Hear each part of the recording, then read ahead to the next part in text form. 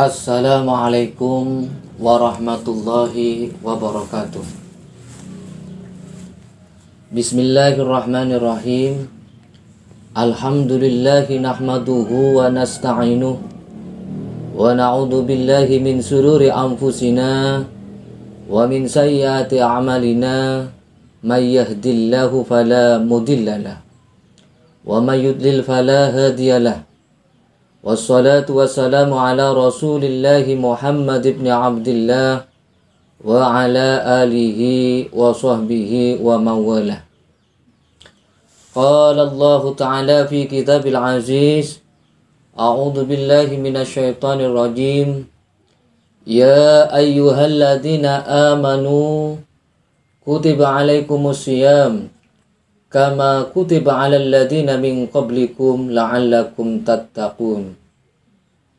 Qala an-nabiy sallallahu alaihi wasallam, man shama ramadhana imanan wa ihtisaban ghufira lahu ma taqaddama min dhanbihi.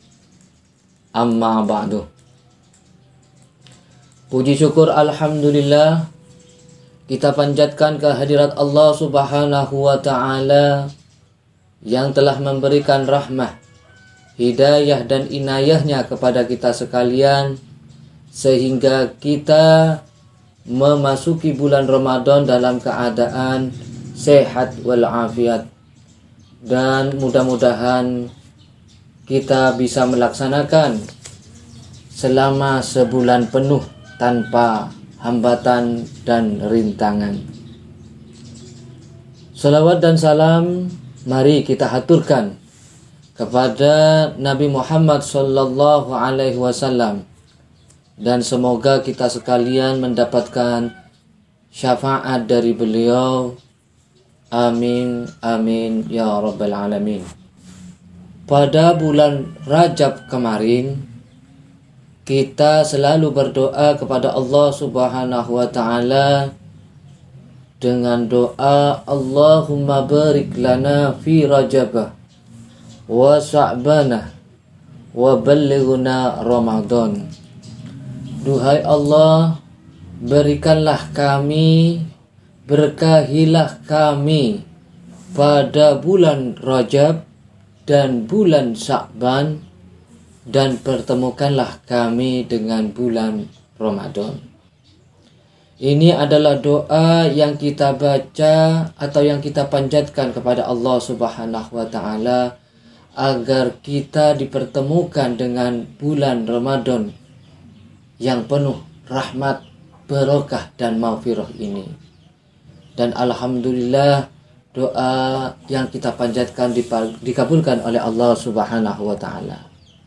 Dan semoga kita mendapatkan maghfirah, ampunan dari Allah Subhanahu wa taala sebagaimana yang disabdakan oleh Rasulullah sallallahu alaihi wasallam, man shoma ramadhana imanan wa ihtisaban ghufira lahu ma taqaddama min dhanbihi.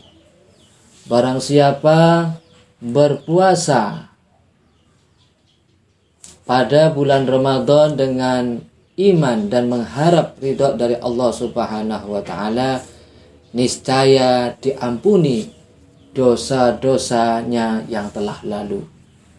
Itu kata Rasulullah sallallahu alaihi wasallam, bila kita berpuasa dengan penuh keimanan dan penuh pengharapan kepada Allah Subhanahu wa taala, niscaya diampuni dosa-dosa kita yang telah lalu. Oleh karena itu, mari kita tingkatkan amal ibadah kita, sedekah kita, tarawih kita, tahajud kita, atau bacaan Al-Quran kita di dalam bulan Ramadan ini, sehingga kita termasuk orang-orang yang diampuni dosa-dosa yang telah lalu oleh Allah Subhanahu wa taala. Allah Subhanahu wa taala juga berfirman di dalam surat Al-Baqarah ayat 183, Ya ayyuhalladzina amanu kutiba alaikumus siyam kama kutiba 'alal ladzina min qablikum la'allakum tattaqun. Wahai orang-orang yang beriman, diwajibkan kepadamu berpuasa sebagaimana telah diwajibkan kepada umat sebelummu agar kamu menjadi orang-orang yang bertakwa. Allah Subhanahu wa taala menyerukan kepada orang-orang yang beriman. Di sini Allah Subhanahu wa taala menyerukan kepada orang-orang yang beriman, bukan kepada orang Islam. Mengapa demikian? Karena banyak orang yang mengaku dirinya Islam tidak berpuasa. Oleh karena itu Allah Subhanahu wa taala menyeru kepada orang-orang yang beriman agar melaksanakan ibadah puasa. Dan puasa ini juga diwajibkan kepada umat-umat sebelum Nabi Muhammad. Apa tujuannya? Tujuannya adalah supaya menjadi orang-orang yang bertakwa. Orang-orang yang selalu melaksanakan perintah-perintah Allah dan menjauhi larangan-larangannya. Ibadah puasa atau puasa Ramadan itu mempunyai keistimewaan-keistimewaan. Adapun keistimewaan-keistimewaan yang ada di dalam bulan Ramadan diantaranya adalah yang pertama, pada bulan Ramadan ini diturunkan Al-Quran sebagai petunjuk bagi umat manusia yang mana di dalamnya berisi antara pembeda antara hak dan yang batil. Di dalam Al-Quran juga ada akidah, syariah, cerita-cerita masa lalu, cerita-cerita Nabi Sulaiman, cerita-cerita Nabi Yusuf, cerita-cerita Nabi Nuh, dan cerita-cerita yang lain. Sehingga dengan adanya Al-Quran kita bisa tahu, oh dulu ada Nabi Nuh, dulu Nabi Adam, dulu ada Nabi Sulaiman, dan nabi-nabi yang lainnya. Atau cerita-cerita yang lainnya. Al-Quran juga mempunyai kelebihan-kelebihan. Di antaranya adalah Al-Quran terjaga kemurniannya. Karena Allah Subhanahu wa ta'ala sendiri yang akan menjaga Al-Quran dari kemurnian tadi. Sebagaimana yang difirmankan oleh Allah Subhanahu wa ta'ala di dalam Al-Quran surat Al-Hijr, Inna nahnu nazzalna dzikra wa inna lahu lahafidun. Sesungguhnya kamilah yang menurunkan Al-Quran dan sesungguhnya kami benar-benar memeliharanya. Oleh karena itu, meskipun sejak Nabi Muhammad banyak orang-orang yang ingin memalsukan Al-Quran, banyak yang ingin merubah ayat-ayat Al-Quran, namun sejak saat itu pula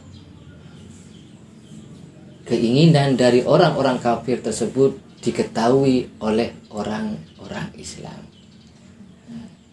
Kelebihan yang kedua, Al-Quran pemberi syafaat, sebagaimana yang disampaikan oleh Rasulullah SAW, Iqra'ul Quran fa innahu ya'ti yaumal qiyamah syafi'an li ashabih.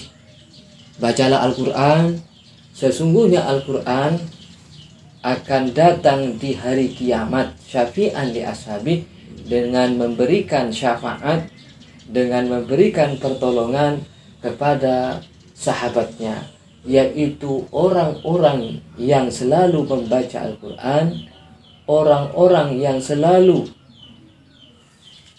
mengamalkan Al-Quran, dan orang-orang yang selalu menghafalkan Al-Quran. Sehingga nanti orang-orang tersebut akan mendapatkan syafaat di padang mahsyar atau di hari kiamat. Kelebihan Al-Quran yang lain adalah walaqad yassarnal Qur'ana lidzikri fahal bimudzakir. Dan sesungguhnya kami telah mudahkan Al-Quran untuk pelajaran. Maka adakah orang-orang yang mengambil pelajaran? Jadi Al-Quran itu mudah untuk kita pelajari. Al-Quran itu meskipun terdiri dari 30 juz, terdiri dari 114 ayat, maksud kami terdiri dari 114 surat dan 6.666 ayat, itu mudah dipelajari, mudah dipahami, bahkan mudah dihafalkan.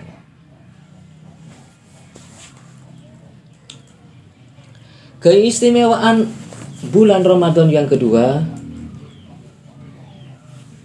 sebagaimana yang disabdakan oleh Rasulullah Shallallahu Alaihi Wasallam, "Man qama Ramadana imanan wa ihtisaban, ghufira lahu ma taqaddama min dzambihi."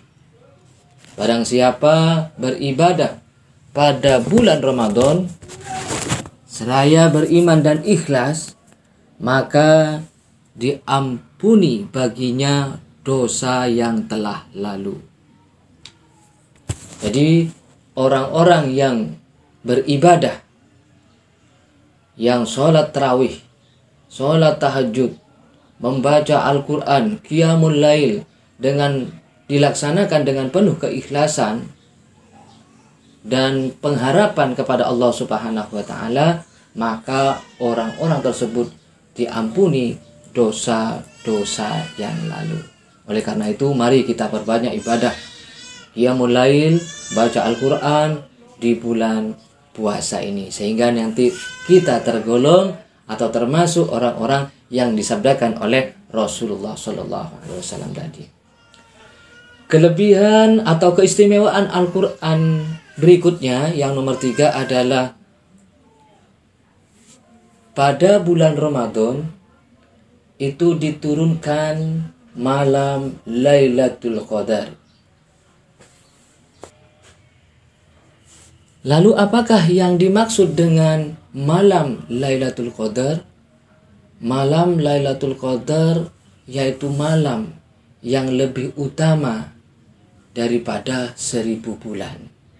Atau kalau kita dirubah menjadi tahun, sama halnya dengan 83 tahun 4 bulan. Jadi kalau kita beribadah lalu pada malam tersebut bersamaan dengan turunnya Lailatul Qadar, maka ibadah kita atau nilai ibadah kita sama dengan 1000 bulan atau 83 tahun 4 bulan. Sebagaimana firman Allah Subhanahu wa Ta'ala di dalam surat Al-Qadar, yaitu inna anzalnahu fi lailatul qadr wa ma adraka ma lailatul qadr lailatul qadri khairum min alfi syahrin tanazzalul malaikatu warruhu fiha biidni rabbihim min kulli amrin salamun hiya hatta matla'il fajr. Sesungguhnya kami telah menurunkan Al-Quran pada malam Lailatul Qadar. Dan tahukah kamu apakah malam kemuliaan itu atau Lailatul Qadar itu? Malam kemuliaan itu lebih baik daripada 1000 bulan. Pada malam itu diturunkan para malaikat dengan izin Tuhannya untuk mengatur semua urusan. Salamun hiya hatta matla'il fajr, sejahteralah malam itu sampai terbit fajar. Oleh karena itu, mari kita perbanyak ibadah di bulan Ramadan ini sehingga kita mendapatkan keistimewaan-keistimewaan di bulan Ramadan ini. Dan mudah-mudahan kita bisa menjumpai malam Lailatul Qadar, yaitu malam yang lebih utama daripada 1000 bulan. Amin amin ya rabbal alamin. Demikian yang kami sampaikan, semoga bermanfaat. Wa akhiran, wassalamualaikum warahmatullahi wabarakatuh.